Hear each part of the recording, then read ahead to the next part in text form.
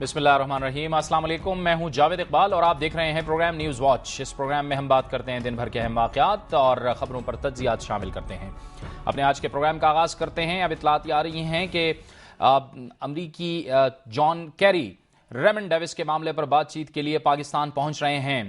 इत्तलात ये हैं कि वो पाकिस्तान के लिए सख्त पैगाम ला रहे हैं, लेकिन इससे पहले अमरीका रेमन डेविस के मामले पर जाहिर है कि पाकिस्तानी हुकूमत को ज़बरदस्त किस्म का दबाव दे रहा था। अमरीकी हुकूमत के मुख्तलिफ जो हुकाम हैं उनकी जानिब से जो बयानात सामने आए हैं उसमें यह कहा गया है कि रेमन डेविस को सिफारती इस्तिस्ना हासिल है, लिहाजा पाकिस्तान वियना कन्वेंशन का एहतराम करते हुए रेमन डेविस को फौरी तौर पर रिहा करे। अगरचे कि जॉन कैरी के तर्जुमान की जानिब से कहा गया है कि पाकिस्तान के साथ स्ट्रेटेजिक पार्टनरशिप पर बात करने के लिए जॉन कैरी आ रहे हैं, लेकिन ये बात अब बिल्कुल वाज़ेह है कि जॉन कैरी भी रेमन डेविस ही के मामले पर पाकिस्तानी हुकाम से बातचीत करने के लिए आ रहे हैं। गुज़िश्ता रोज़ भी पाकिस्तान की हुकूमत और हुक्मरान जमात पीपल्स पार्टी की सेक्रेटरी इत्तलात फौजिया वहाब की जानिब से एक ऐसा बयान सामने आया था जिस पर शदीद रद्द अमल सामने आया, और इस रद्द अमल के बाद फिर हुकूमत को ये बयान बदलना पड़ा और ये कहकर इस बयान की तरदीद की गई कि फौजिया वहाब ने जो कुछ कहा था ये उनका ज़ाती बयान था। लेकिन सवाल ये पैदा होता है कि क्या पीपल्स पार्टी की सेक्रेटरी इत्तलात कोई भी इस तरह का बयान ज़ाती हैसियत में दे सकती हैं कि उन्होंने ये कहा था कि रेमन डेविस को सिफारती इस्तिस्ना हासिल है और पाकिस्तान को वियना कन्वेंशन और आलमी कवानीन का एहतराम करना होगा। साथ ही उन्होंने ये भी करार दिया था कि अमरीका पाकिस्तान की मसनूआत की एक बहुत बड़ी मंडी है। फौजिया वहाब ने क्या कहा था, पहले आपको वो सुनवाते हैं। तमाम डिप्लोमेट्स को इम्यूनिटी हासिल है from detention and from arrest. जब उसके पास ऑफिशियल बिजनेस वीजा मौजूद है और हमने उसको एक्सेप्ट किया है, तो फिर ये बहस क्यों हो रही है? आज भी हमें जो रेमिटेंसेस आते हैं उसमें से मैं समझती हूं 80% वो अमेरिका से आते हैं। तो हम अपने ताल्लुकात को देखें, हमें इन चीज़ों को देखना चाहिए, उनका एहतराम करना चाहिए और उस पर अमल दरामद करना। सदारती तर्जुमान फरतुल्लाह बाबर कहते हैं कि ये फौजिया वहाब का बयान जो था या प्रेस कॉन्फ्रेंस जो थी या जो उन्होंने जो कहा ये उन्होंने ज़ाती हैसियत में कहा, ये हुकूमत का या पार्टी का मौक़िफ़ नहीं है। आज डॉक्टर बाबर अवान कुछ और कहते हुए नजर आए। The one who has the protection of Constitution of Pakistan, everybody is responsible before the law of Pakistan as well.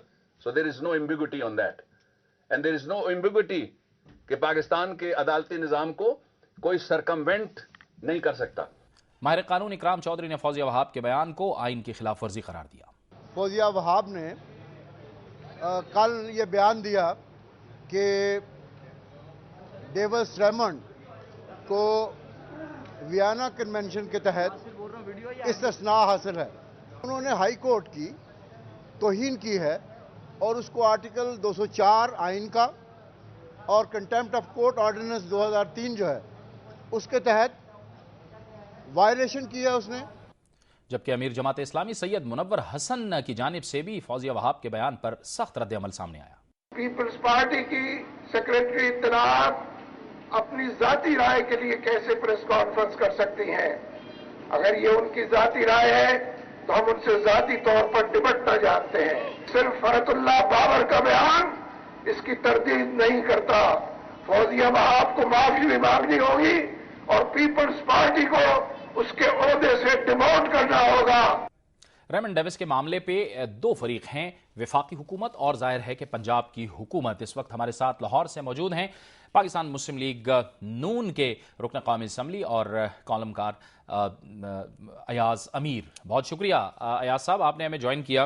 Ayaz साहब, ये जॉन कैरी के हवाले से जो इतलात आ रही हैं कि वो कोई सख्त पैगाम पाकिस्तान लेकर आ रहे हैं, पाकिस्तान को जाहिर है कि अगर अमेरिका ये कहता है कि पाकिस्तान बैनुल-अक़वामी क़वानीन का एहतराम करे तो पाकिस्तान भी ये कहता है कि अमरीकियों को पाकिस्तानी क़वानीन का भी एहतराम करना चाहिए। कैसे रिस्पॉन्ड करना होगा जॉन कैरी को? देखिए, एक तो है कि हमने इस मसले को, और हमने नहीं, सिर्फ ये मसला हुआ ही ऐसा है कि ना सिर्फ ये उलझ गया है बल्कि तमाशा ही बन गया है।